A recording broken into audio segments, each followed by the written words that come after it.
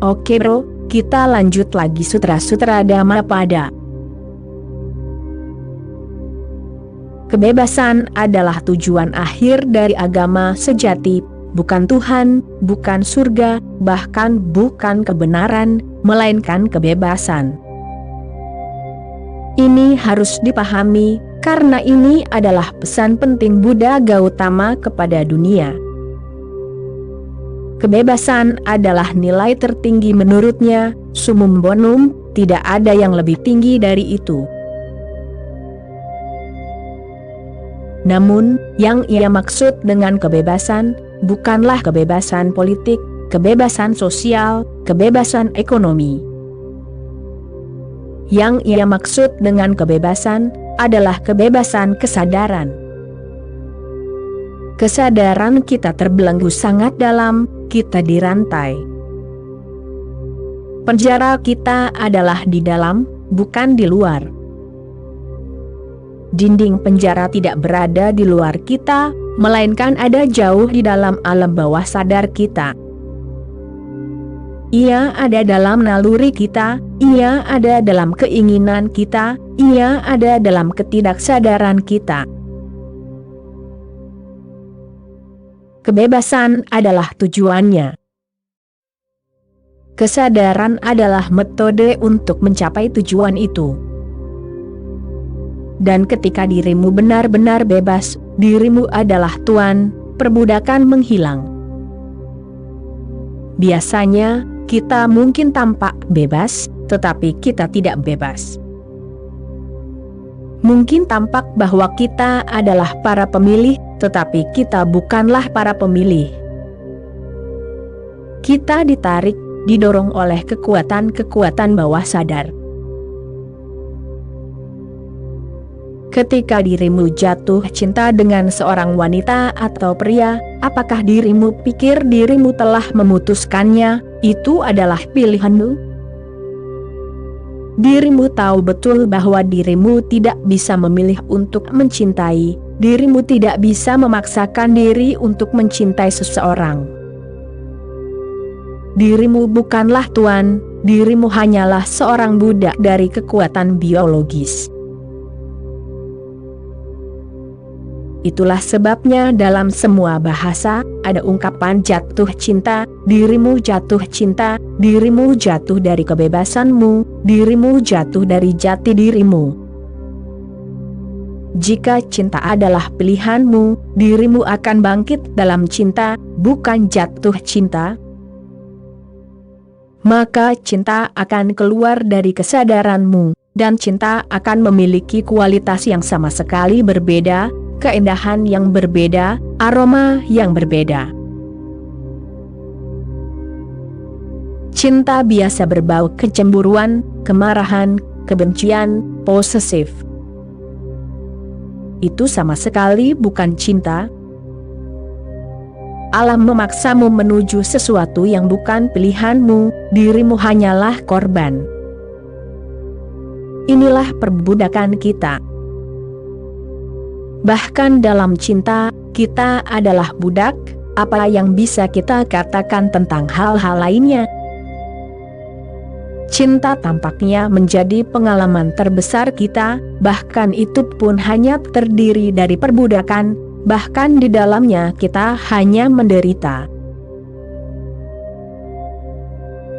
Orang lebih menderita dalam cinta daripada dalam hal lain. Penderitaan terbesar adalah bahwa cinta menipumu, cinta menciptakan ilusi bahwa dirimu adalah si pemilih, dan segera dirimu tahu bahwa dirimu bukanlah si pemilih. Alam telah mempermainkanmu. Kekuatan bawah sadar telah menguasaimu, dirimu dirasuki. Dirimu tidak bertindak sendiri, dirimu hanyalah sebuah kendaraan. Itulah kesengsaraan pertama yang mulai dirasakan seseorang dalam cinta, dan satu kesengsaraan memicu serangkaian kesengsaraan. Segera dirimu menyadari bahwa dirimu telah menjadi tergantung pada yang lain. bahwa tanpa yang lain dirimu tidak bisa hidup. Bahwa tanpa yang lain, dirimu mulai kehilangan semua rasa makna, arti penting. Yang lain telah menjadi hidupmu, dirimu benar-benar tergantung, karenanya para kekasih terus-menerus bertengkar, karena tidak ada yang suka bergantung, semua orang membenci ketergantungan.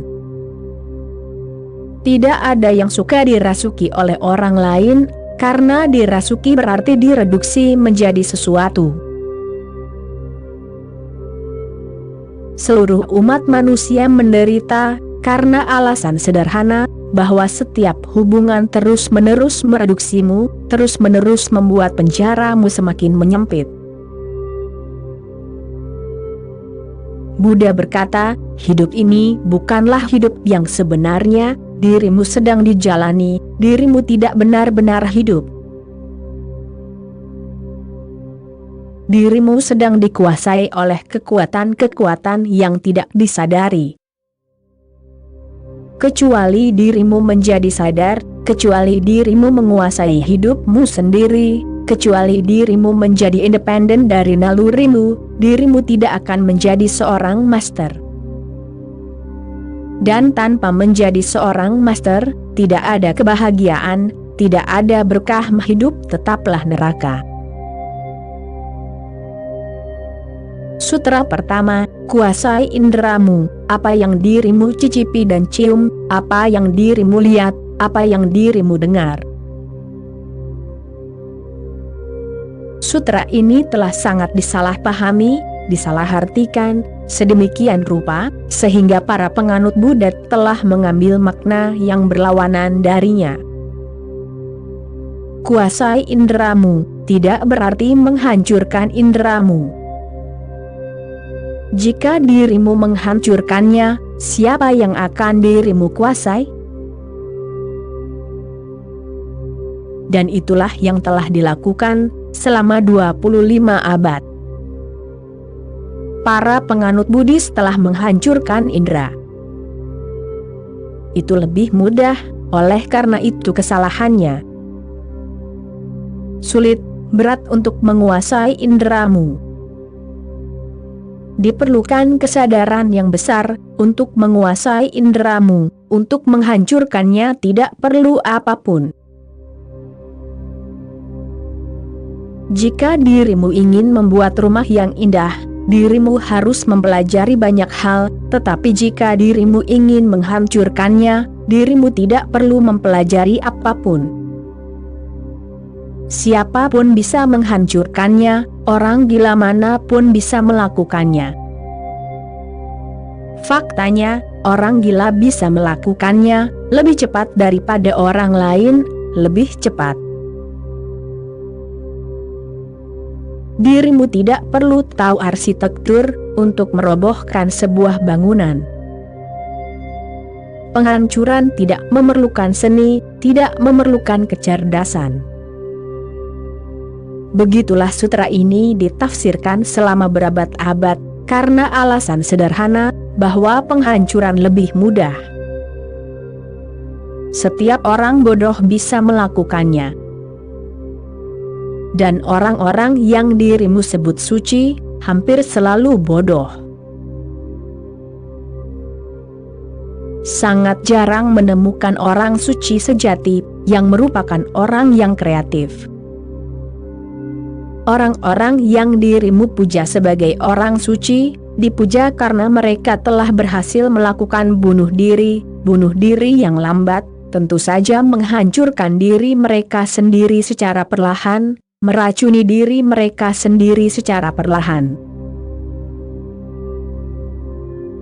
Kita telah memuja kematian, kehancuran. Sekaranglah saatnya kita belajar mencintai kehidupan, dan mencintai kreativitas, penciptaan. Pemahaman aku tentang sutra ini benar-benar berbeda. Kuasai inderamu, berarti menjadi lebih sadar akan inderamu, menjadi lebih peka. Jangan menghancurkannya. Jika tidak, dirimu akan ditinggalkan tanpa pintu dan jendela menuju penciptaan, menuju keilahian, menuju kebenaran. Ada sebuah kisah tentang seorang mistikus Hindu. Aku tidak percaya itu benar, karena aku sangat terkesan dengan perkataan mistikus itu. Perkataannya begitu indah, sehingga mustahil bagiku untuk membayangkan bahwa dia bisa melakukan hal seperti itu. Namanya Surdas. Dia adalah seorang pria buta, tidak terlahir buta, begitulah ceritanya. Dia menghancurkan matanya sendiri, karena dia melihat seorang wanita cantik dan terpesona olehnya. Wanita itu menarik perhatiannya, dia mulai memikirkannya, dan dia adalah seorang pertapa. Dia menghancurkan matanya, karena dia pikir kedua mata itulah yang membuatnya menyadari kecantikan wanita itu. Jika mata itu tidak ada, dia tidak akan tergila-gila. Saya tidak percaya cerita itu, tetapi itu berlaku untuk ribuan orang lainnya. Pengalamanku sendiri adalah bahwa Surdas pasti buta sejak awal, karena wawasan dalam puisinya sedemikian rupa, sehingga tidak terbayangkan bahwa pria seperti itu akan melakukan tindakan bodoh seperti itu. Dengan menghancurkan matamu, dirimu tidak bisa mendapatkan kebebasan dari wanita atau pria. Dirimu bisa menutup matamu, tetapi itu tidak akan membuat banyak perbedaan. Faktanya, dengan mata tertutup, wanita tampak lebih cantik daripada mereka sebenarnya. Itulah sebabnya setiap kali dirimu bercinta dengan seorang wanita, dia menutup matanya, dirimu tampak lebih cantik. Jika tidak, melihatmu, dia akan menjadi takut, karena ekspresi gairah dan nafsu di wajahmu tidak bisa digambarkan sebagai cantik, itu jelek, itu seperti binatang. Seorang pria yang penuh nafsu tidak lebih dari seekor binatang. Wanita pasti telah mempelajari seni menutup mata mereka, sambil melihat berulang kali bahwa pria itu berubah menjadi seekor binatang.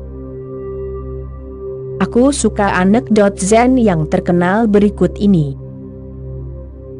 Dua orang biksu kembali ke biara, mereka pergi ke desa untuk berkhotbah. Saat itu sore, matahari terbenam, sebentar lagi malam akan tiba. Mereka menyeberangi sebuah sungai. Seorang wanita muda, wanita cantik, berdiri di tepi sungai sambil ragu-ragu, apakah akan masuk ke sungai atau tidak. Mungkin terlalu dalam, tetapi tampak sangat dalam. Biksu yang lebih tua mengikuti aturan Buddha untuk tidak melihat seorang wanita. Namun, itu adalah aturan yang sangat aneh. Pertama, dirimu harus melihat, baru setelah itu dirimu akan bisa melihat apakah dia seorang wanita atau bukan. Dirimu bisa mengikuti aturan tersebut hanya dengan melanggarnya. Jadi, tentu saja dia pasti melihat dengan mencuri-curi pandang, dan kemudian dia pasti melihat ke bawah. Aturan Buddha adalah, jangan melihat lebih dari 4 kaki ke depan. Dia pasti gemetar ketakutan, dan dia menyeberangi sungai.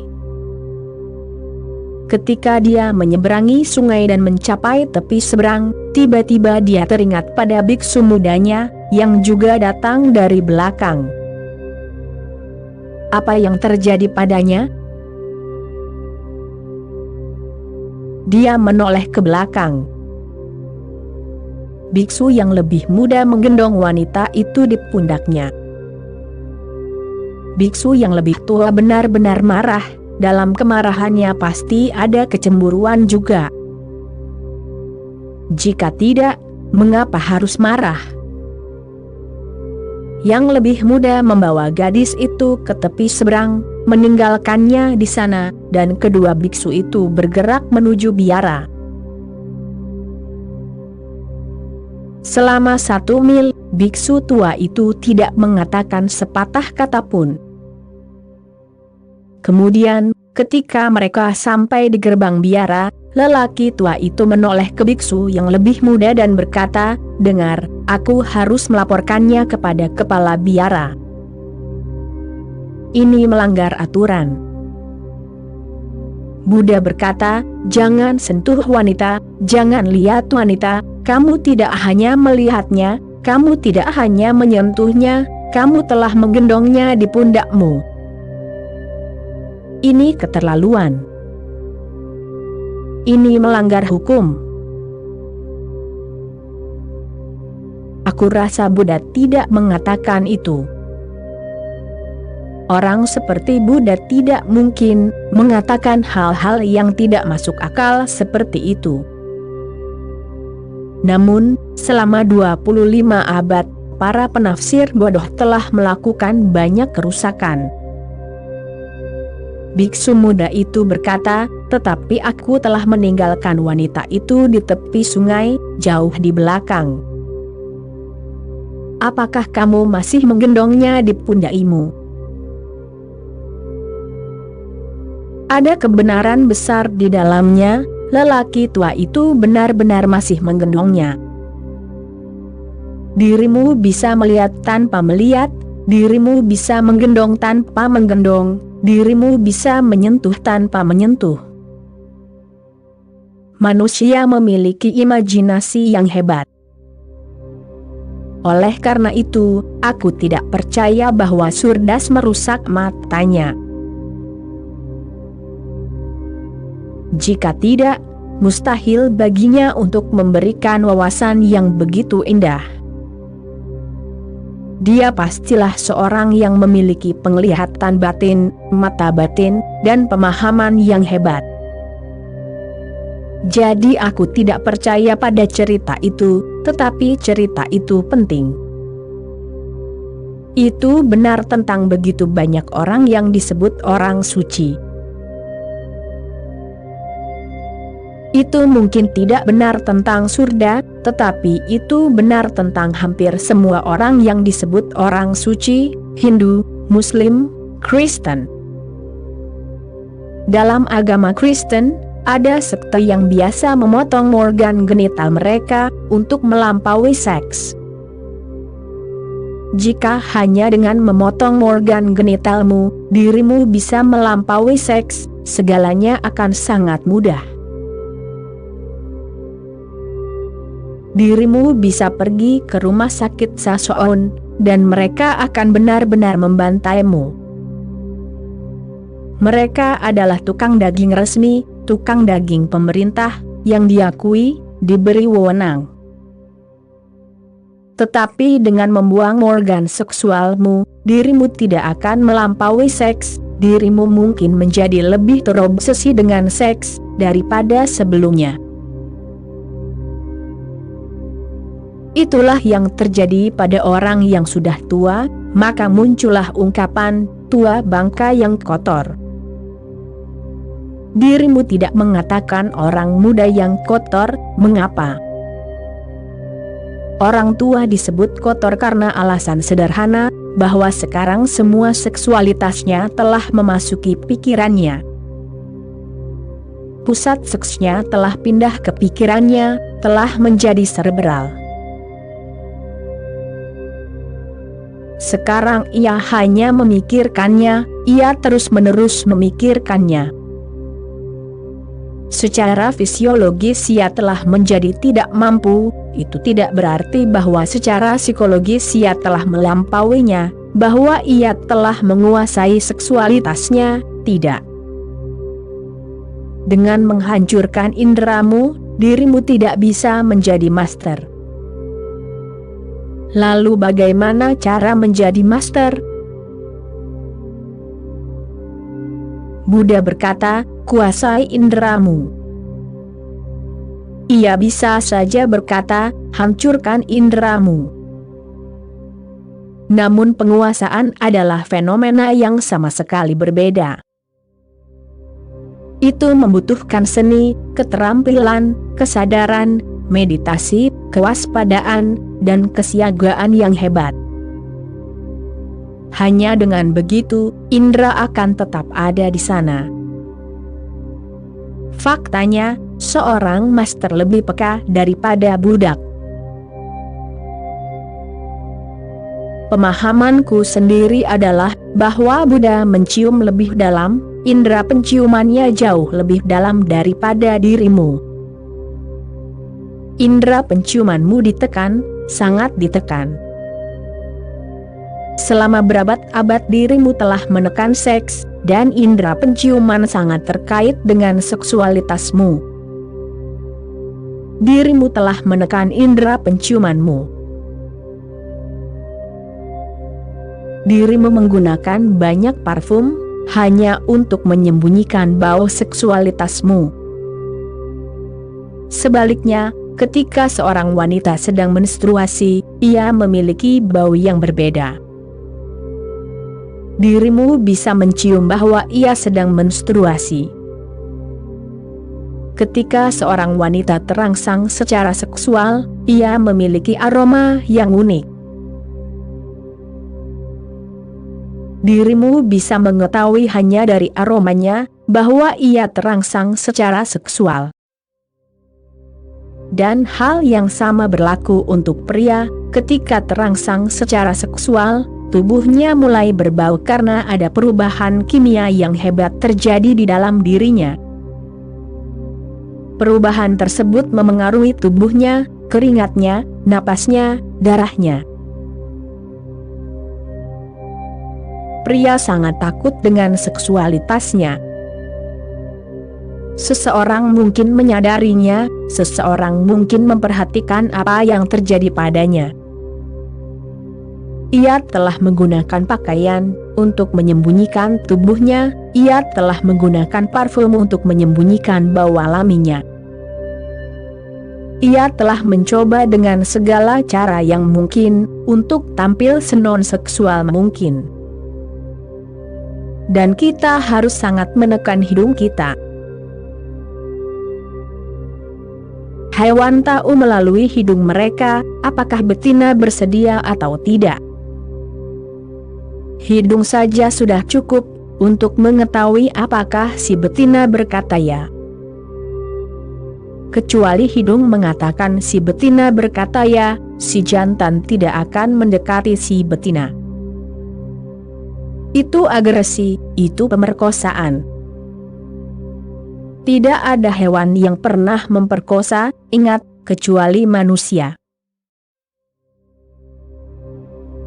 Manusia adalah satu-satunya hewan pemerkosa di dunia. Aku tidak memasukkan hewan yang tinggal di kebun binatang, karena mereka telah menjadi lebih seperti manusia. Hidup bersama manusia telah mendistorsi mereka. Selain itu tidak ada hewan yang memperkosa. Cinta hanya terjadi ketika kedua belah pihak benar-benar bersedia. Tetapi manusia telah kehilangan kepekaan penciumannya. Itu karena apa yang disebut sebagai ajaran agama selama berabad-abad. Pemahamanku adalah bahwa indera penciuman Buddha jauh lebih jernih daripada indera penciumanmu, karena tidak ada tekanan dalam dirinya. Matanya melihat lebih baik daripada dirimu, karena matanya tidak dikaburkan oleh prasangka apapun, oleh konsepsi a priori apapun. Ia mendengar dengan sangat baik, karena telinganya tidak penuh dengan kebisingan, pikirannya hening. Ketika pikiran benar-benar hening, dirimu mampu mendengarkan. Saat itulah dirimu mampu mendengarkan kicauan burung, panggilan burung kukuk yang jauh. Saat itulah dirimu mampu mendengarkan, bahkan keheningan. Sekarang, dengarkan keheningan, tidak hanya suara tetapi juga ketiadaan suara, bisa didengarkan. Tetapi dirimu harus tidak bersuara. Dirimu bisa mulai mencium aroma orang, tidak hanya dalam seksualitas mereka. Dirimu bisa mulai mencium kemarahan mereka, karena kemarahan juga mengubah kimia tubuh mereka. Dirimu bisa mulai mencium keserakahan mereka, kecemburuan mereka, kebencian mereka. Dirimu bisa mulai mencium semua jenis emosi. Saat seseorang datang kepadamu, jika pikiranmu hening dan indramu jernih, tidak berkabut, tanpa kabut, dirimu bisa mencium semua yang dibawa orang itu. Dia mungkin tersenyum di permukaan, tetapi jauh di dalam, dirimu bisa melihat bahwa dia marah, seorang munafik. Cobalah mencium aroma orang-orang, cium keserakahan mereka, kemarahan mereka, kekejaman mereka. Jika dirimu bisa belajar mencium kekejaman, kemarahan, keserakahan, perlahan-lahan, dirimu akan bisa mencium hal-hal yang lebih halus, kasih sayang mereka, cinta mereka, ketaatan mereka. Ya, bahkan meditasi mereka, keheningan mereka memiliki aromanya sendiri. Ketika seseorang penuh dengan keserakahan, dia berbau keserakahan.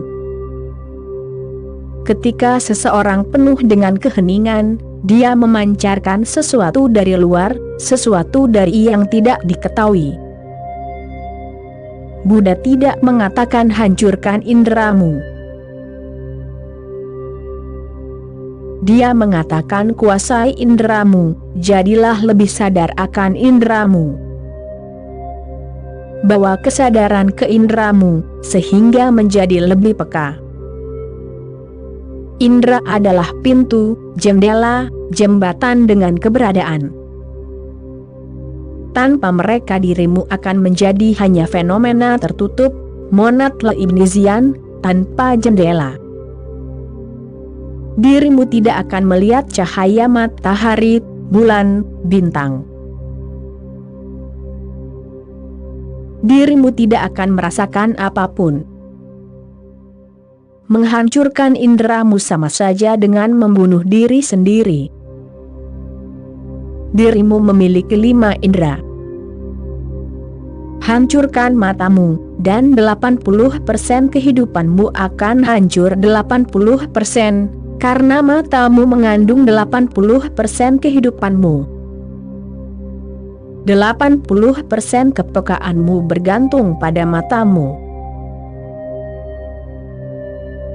Oleh karena itu, kita merasa sangat simpati kepada orang buta. Dirimu tidak merasa simpati sebanyak itu kepada orang bisu atau orang tuli.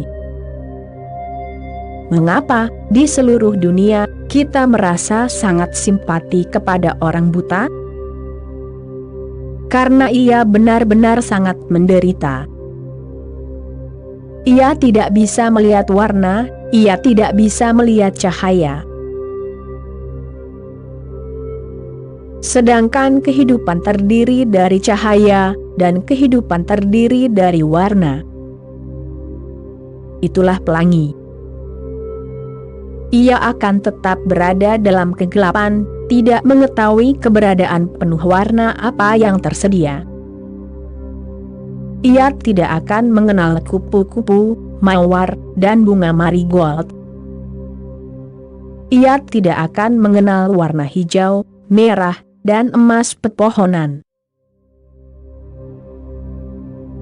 Ia tidak akan mengenal wajah orang-orang, ia tidak akan mampu menatap mata orang-orang. Jembatan utamanya telah rusak.